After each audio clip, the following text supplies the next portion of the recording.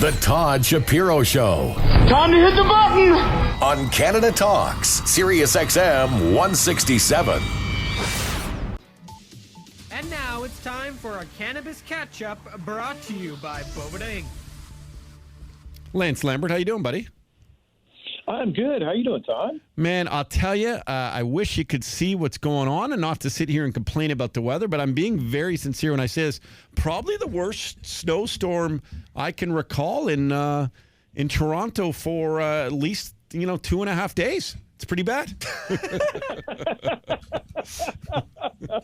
Oh, my God. No, it's actually pretty bad, though. So you in Southern Cal? Are you in Southern Cal? No, because you'd love to give me a hard time about that. I'm actually in Arlington, Virginia right now, and they're expecting an 80% chance of snow tomorrow. So I might be in the same, albeit not as cold. Sure. But be in the same bag as you guys. Oh man, well this is one bag to be in. I'll tell you that much, because it is. It's terrible. It's funny. My buddy. My buddy, he is my buddy. He's a good friend of mine. He's the CEO of Canada Goose and a very popular coat company, jacket company, clothing company. And man, with weather like this, you understand why that stock even alone is at like $65 or something. Parkas are important when it's like this kind of weather out here. I'd imagine. You want a parka? Man, do you want a parka? It's above and beyond Nano Puffs. I should get a parka because I'm coming up there again in a few months. So you need a transportable parka, Lance. I'm telling you. I love your sponsors, by the way. You always go through them, and you've got some of the coolest sponsors, dude. No, there's so many.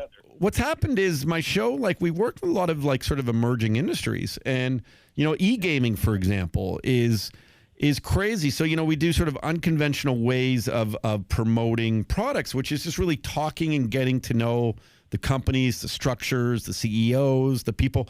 And because the show, as you know, it's about personality and inspiration and all that kind of stuff. It's not just, hey, go buy, this video game. We don't, it's not like we're necessarily always promoting just a product. We're promoting, management teams, business, how things work. And, listen, we do it with you guys over at Boveda.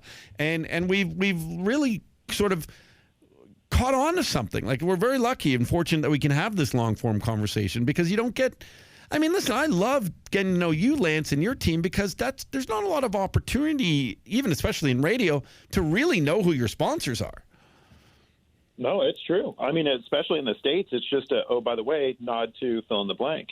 And it's not this conversational and talking about bigger picture stuff. So I think it's very cool. I agree. It's a great method that you have going and it's working. Well, on top of it, when we talk to you, I always think about how much we learn from you, and when people learn from those, especially in in the industry and within your industry, like we're seeing all sorts of movements happening in the United States right now towards. I think it feels like week after week they're leaning more and more towards legalization. Yeah. But we get to learn that right from your mouth, and you would know better than anyone. What are the latest updates with? I ask you every week, but are there more news sort of breaking stories? Yeah, there is. It's one thing that's come of light this week is what's going on in West Virginia. So there's West Virginia lawmakers that are considering a bill to legalize adult use marijuana, which we were not expecting that. Again, West Virginia being a bit more of a red state, a little more conservative. Much of that state has always lived off of production of coal and other things. So it's a fairly conservative state, but was very excited to hear that news. But even on the international space, another thing, again, we knew this was coming just inside the industry. It sounded like it was inevitable, but they just announced today that Israel will become the third country to export medical cannabis. So Canada is obviously one that's very well known for being an exporter of cannabis to the world. But the other country a lot of people probably don't know is the Netherlands. Home of Amsterdam was the second. And now for Israel, you look at these three different countries, right? You guys are all I love Canada. I love the Netherlands. Israel, I was very impressed when I went there for a Canatech convention in Tel Aviv, and they're actually the industry leader from a medical and scientific standpoint for studying cannabis at large. But you see these three countries, you would never put them together in any other scenario. But cannabis obviously is that common delineation between the three. So things are moving globally, domestically. I'd have to tell you, you always ask, Todd, I think we might only be 2 or 3 years out. I mean, it's really, things are finally moving in the right direction and at a fairly rapid pace. So, we constantly look onward and upwards in this category. Do you think that these are discussions that are going to be had as we head towards the next election? As we're finding out who's running for the Democrats, and I always thought, and I think I'm going to be wrong now, but I always thought Trump would sort of slide it in and stuff. But do you think these are actual conversations that are going to come up with potential next leaders? I don't think they can hide it. I don't think they can ignore it exactly. So, yes, Todd, no matter if it's Republican or Democrat, there's enough of energy and momentum. One thing I said, and we talked about this when Trump came into office, the train's already left the station. You can't back this thing up. You can't turn it around. How fast or slow it goes is determined on the current economic climate and political climate in this country. But having said that, and especially factoring those two things, I mean, they just it was ArcView Group in partnership with our friends at BDS Analytics. They just came out showing that there's going to be a 38% increase in cannabis sales in the U.S. alone, which will take us to a $19 billion industry this year in 2019. And they're already saying 22 for 22, and I'm sure that's probably conservative. So when you have that much of a cash cow, especially when the feds are taxing it from a 280E standpoint, which 280E is this really unique tax for people that are doing what's considered illegal activities at the federal level, but potentially legal activities at a state level. But that's not the long term, right? I mean, if they actually did deregulate this federally and get federal tax tied into it across the board, oh my gosh. I mean, that would put us in that much better a place and help, obviously, with our deficit, which has been a topic for some time now. Lance Lambert joins us, bovedainc.com, two-way humidity control packs, keeping everything fresh from that flower we discussed to your guitars, to your cigars. Throw it in there in the humidor, and it's you'll get the extra special cigar that you've always wanted.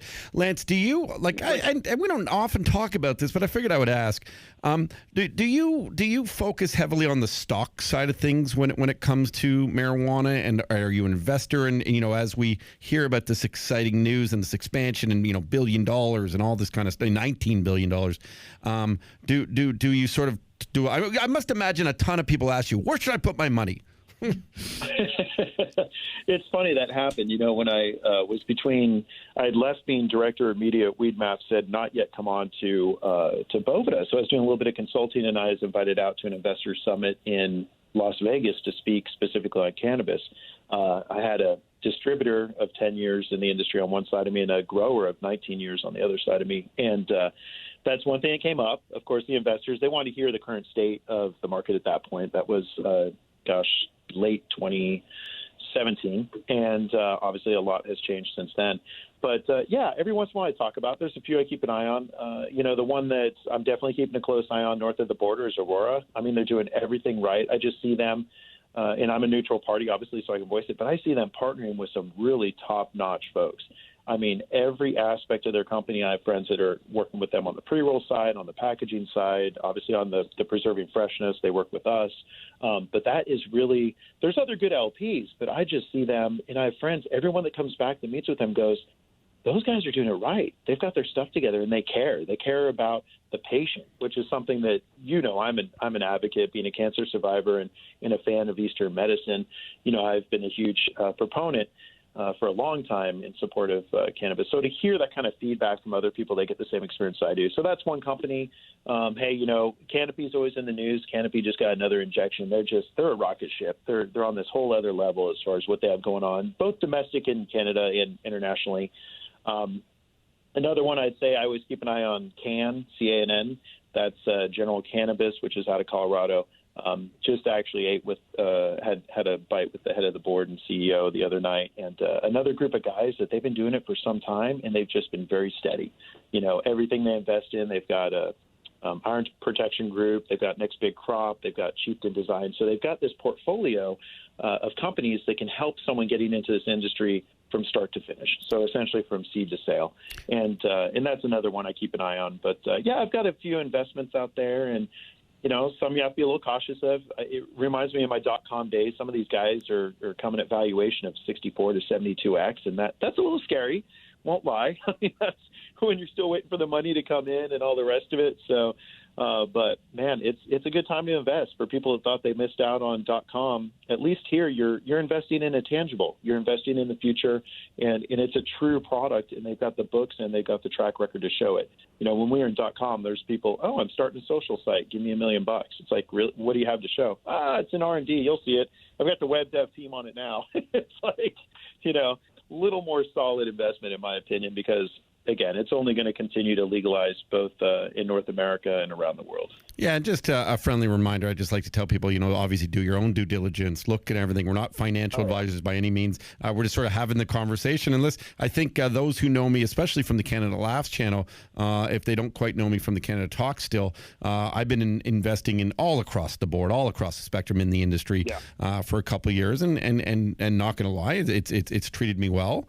And in fact, I just went and did my first ever investment into a company that's not even publicly traded yet. And it's funny because I won't mention them on air, but as I was talking with them, I mentioned you guys that we worked through with Boveda Inc., and they loved it. So stay tuned for an email. I'm going to hook you up because they're really intrigued to be working with you.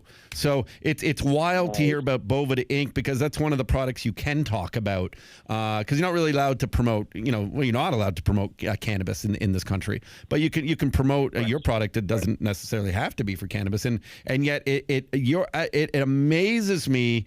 Honest to God, dude, when I tell people I know people from the Boveda team, they lose their mind. And honestly, they say, your formula is whatever it is, and I don't even care to know. I just know it's working because when you get the cream of the crops, and I mean the crops, and the growers, and the crop growers, and the ones who've been doing it for decades tell you that yours is a product, what a ringing endorsement. So congrats to everything you're doing with the company. That's great stuff. Hey, thanks. Thanks, man. We love hearing it too. What is this in my notes here, Lance? Travel tips. Why do I have that in my notes? Oh, it's just a general idea I had that maybe Lance is traveling too much. Maybe we should get some tips from the dude. Bilal wanted me to ask you about travel tips. Oh my gosh, for travel tips, man, I can from stock tips to travel tips. So when traveling domestic, always be sure to book out. I'd say 4 to 6 weeks in advance. Whereas international, with the exception of North America, I'd book 5 to 6 months out. I could get knee deep into tips based on the airline. My gosh, never mind the airplane, because there's some airplanes that have little stash closets and such. If you happen to have a carry-on that you can't fit in the overhead bin, oh man, I've mastered the art. My favorite card for travel, B of A World Travel. Some might like Amex, some might like City. I love how there's no, they don't charge me for exchange rates or anything, and they've always got my back for any fraud-related issues. So yeah, I can talk about travel. I think I've definitely mastered that art for sure. Thanks, Bilal. And recently, you were in Denver, right, for an expo over there, and Colorado being, was it the first legal state in America? It was. Colorado was the first.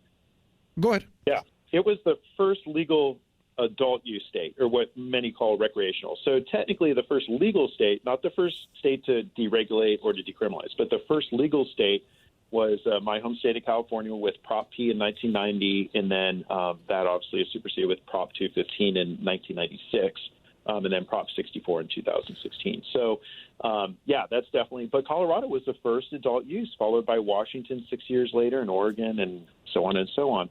It was nice being back there. That's where I cut my teeth. I think you guys know I got to catch up with some longtime friends, like I mentioned, and the market is settled. It's gotten very comfortable.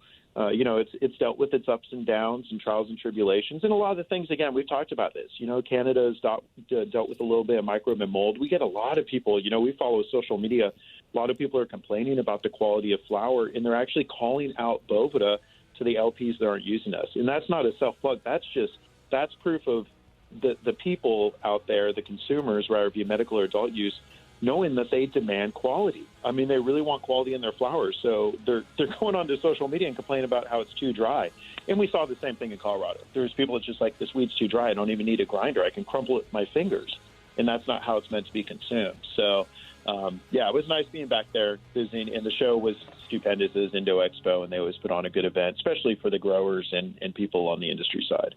So, well, Lance, you always put on a good show here. Thank you, my man. I love catching up with you. Lance Lambert, go and follow him at 805 Lance from BovedaInc.com. This is the Todd Shapiro Show on Canada Talks, SiriusXM 167.